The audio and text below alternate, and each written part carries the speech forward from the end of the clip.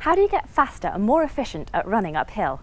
I'm Claire from Wild Ginger Film's trail running YouTube channel, and recently I was in Colorado with Salomon for the Pikes Peak Marathon, gathering the best training and technique tips from pro trail runners, including ladies course record breaker Megan Kimmel, overall winner Dakota Jones, plus well-known trail champions like Emelie Forsberg, Canaday, Max King and more.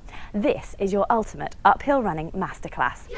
Enjoy putting these tips into practice on your next hilly run, and don't forget to share how you got on in the comments below, and finally subscribe so you don't miss out on the next film from these pros, their top tips for trail race nutrition. Thanks for watching, and I'll see you on the trails. The UK trails, they're the best.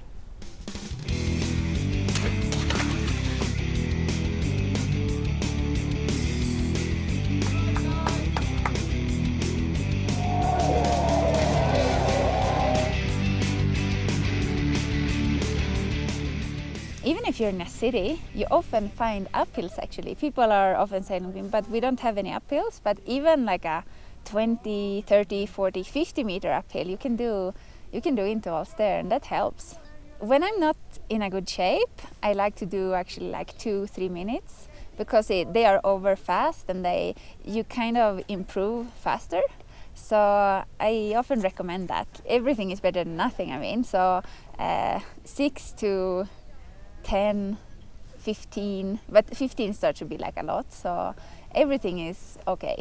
You will be good at things you do most, so run a lot of hills, I recommend, and do intervals in the hills, like longer intervals between 10 and 20 minutes, trying to do different sessions all the time. If you have that hour or whatever for your lunch break, if you get out the door, get a little warm up in, and then do what I like to call a fartlek workout. And the fartlek workouts they're easy. You can do it in town. Probably the easiest workout that you can do when you're out traveling, because it takes no specific distance.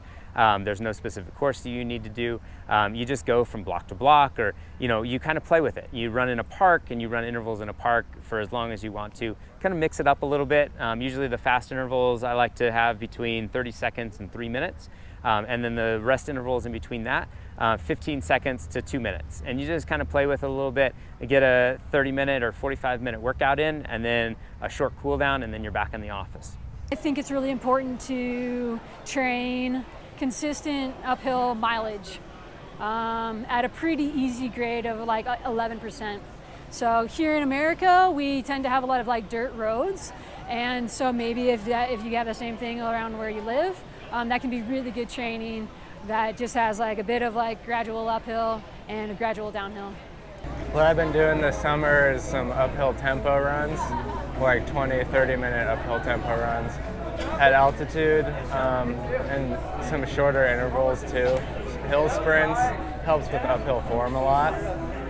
The shortest, probably like a minute sprinting up, and then jog downhill recovery. Do that like 10-20 times. I think that it's important to like keep a regular pace, and because if not you will feel more tired, I think, because of the altitude. So it's better to be like maybe slower, but keep the pace. We've done some hill training in mountain bikes, but in the road. Instead of a running day, it will be a bike day. I think there's huge benefits. If you run all the time, there's so much impact on your leg, and I think sometimes like we feel so fatigued because just your muscles are tired from pounding on the ground, and so there's no pounding when you're biking, but you're working your lung capacity because you have to keep moving, and you have to, you work on your leg rotation. It may be like, okay, 1 minute standing, 1 minute sitting or something like that, changing it up. I've found over the years that it's actually really important to go slow on the climbs, and that actually gives you a lot better fitness than just trying to do intervals uphill.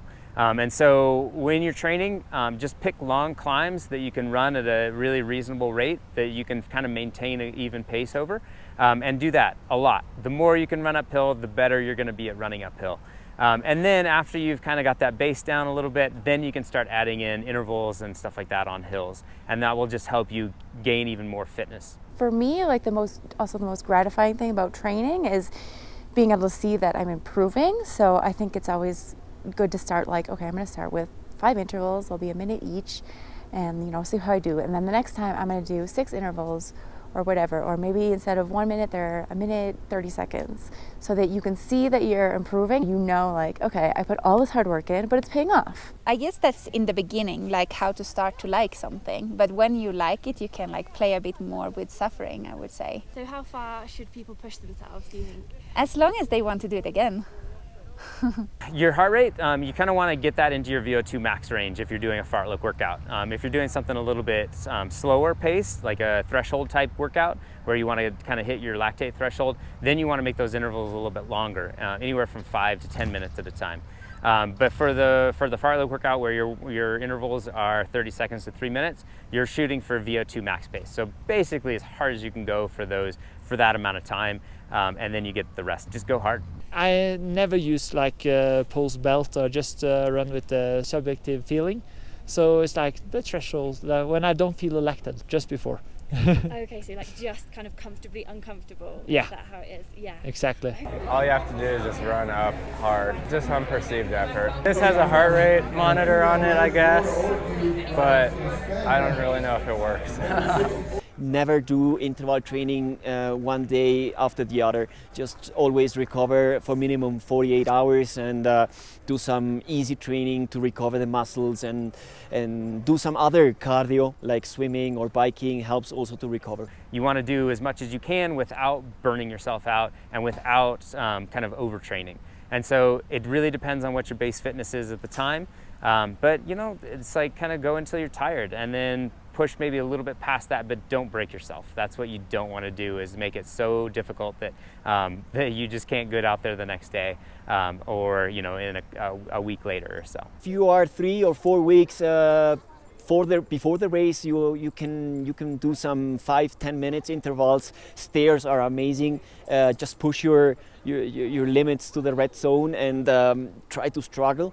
And as closer as you are coming to the race, as the interval training has to be shorter, and the last week of the competition, it just touch once or twice in the same week to the red zone and not more, just that you feel recovered. And I always say to my students, you have to you want to eat the world the day that you are running. It's kind of, I'm just happy to be here and I want to race, and not just wake up in the morning and say, oh shit, I have to race. I think it has to do something with like the motivation. If you really want to do, like you have a time or like a race you've been focusing on like a lot, I think it's easier to push than like there's good motivation. Generally, you got to focus more on leaning forward, a slight forward lean from your ankles, not at the waist. You don't want to hunch over, you want to keep your diaphragm open. So you're leaning forward from your ankles, and then you're also kind of getting more up on your toes. So you focus more on that toe strike and that drive backwards. The other thing you want to focus on with uphill running is you have to swing your arms a little bit more forcefully to get more power. So definitely you focus on the arm swing. Stay upright, nice and tall. You're going to be able to utilize your glutes a lot better if you're keeping a flat back to it and staying up nice and tall. For me, I like to have like high frequency, like short steps. That's my way of running. Like you see when the bike riders are like very low gear when they do the uphill. I try not to like collapse forward, trying to be a little bit straight, and the arms is just going back and forth for the balance. So don't think too much. Try to keep your breathing as relaxed as possible. It's always hard running uphill, no matter who you are, no matter what altitude or what pitch it is. So realize that it's a challenge, but embrace the challenge mentally, and try to keep your breathing under control. If you're hyperventilating in a long race, you don't want to be doing that. So then you might want to get into a power hike or a strong paced walk. It might actually be more efficient for you. I honestly don't use a watch a ton, so it's really based on effort levels, and I think that takes a lot of experience. It's a certain level of confidence, but also experience, and you have to like learn how hard you can go before you need to kind of scale it back a little bit. And especially on trails, like you're not going up at a continuous grade the whole time, so you have to be able to adapt your intensity levels, which is your pace, as you go through like steeper or less steep sections. For me, I just kind of get to this point where I can feel my legs are working really hard. I can feel like I'm breathing really hard, but I'm not breathing like really fast. If you start breathing really fast, you can really tell that you're like, if I start feeling like that, even if these guys are running away from me, I mean, I can't keep up. And so it's pointless for me to keep up until I fall apart. my strategy is like, give what I've got, and it's not going to help me to go into like start running into my VO2 max when I still have 7 miles of uphill to go, right? If it's really steep, it depends on the interval. If it's 2-minute intervals, I run even though it's really steep. But if it starts to be like 10-minute intervals, then I can power hike if it's really steep.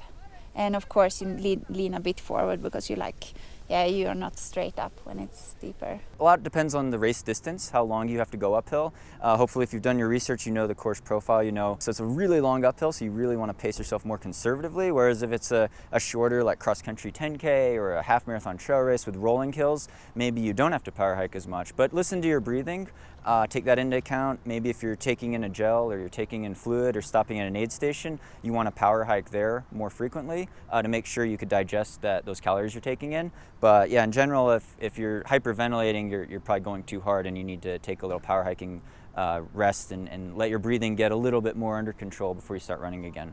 Not walking, it's power hiking. It is. It's walking with a purpose, basically, marching up the hill, yeah. Use your arms to really get your stride going. But you're basically trying to open up your stride, get it as big as you can go, and eat up as much ground as possible. If you're going really, really steep, you want to just hands on knees, small steps, kind of like a stair climber. You're just trying to get up the hill as quickly as possible and efficiently as possible. And so just kind of keep a consistent rhythm, maintain a sustainable pace. Poles can really help you get uphill, especially in steeper technical terrain where you're trying to keep your balance a little bit better.